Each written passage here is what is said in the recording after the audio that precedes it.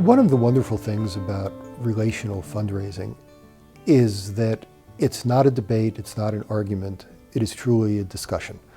And that you assume that both you and the person with whom you're talking want a good outcome.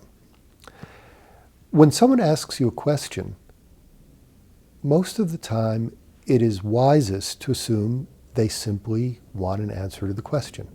Not that it's a no, not that it's a rejection, not that it is angry, but simply they have a question and they want to know the answer to that question. People have different ways of phrasing questions, and it's very important to listen carefully and not hear no when people are not saying no. And I'll give you an example.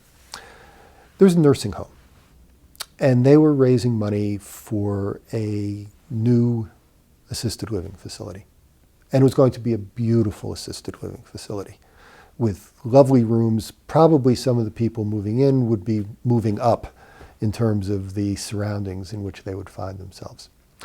They were talking to a donor, and the donor looked and said, "I can't support this because what you're doing is pricing people out of the market, and that the people who most need this aren't going to be able to afford it because they won't have the money to get in, and you're creating a Taj Mahal." Now, it'd be easy to hear that as a no and say, well, thanks for meeting with me, goodbye. Instead, the volunteer listened and said, so you agree that this new facility is badly needed and that there are people who really should get in here, but you're concerned that there are people who need this who aren't going to be able to afford it. And the person said, yeah, that's exactly right. He said, we're based on a religious principle that everyone who needs help will receive that help. And I don't want to see us build something that prevents that from happening. So the volunteer said, well, I was thinking about asking you for $1 million for building this facility.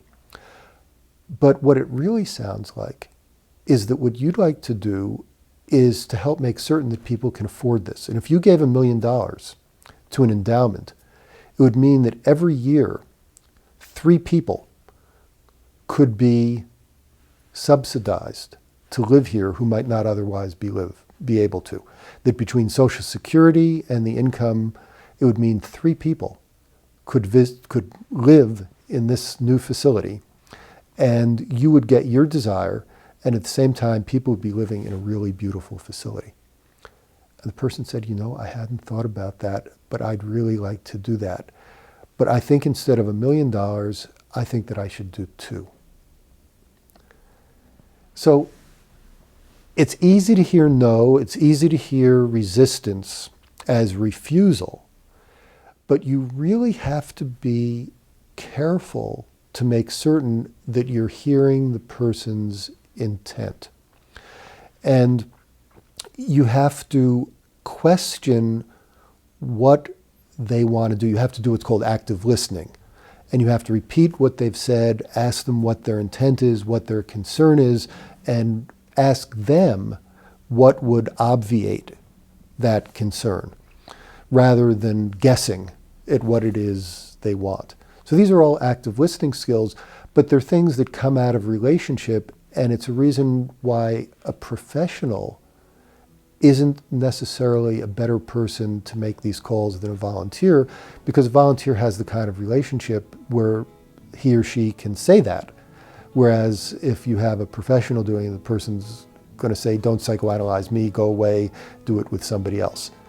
And a volunteer, on the other hand, is able to take a lighthearted approach or even a philosophical approach and provide a much more natural follow-up to resistance.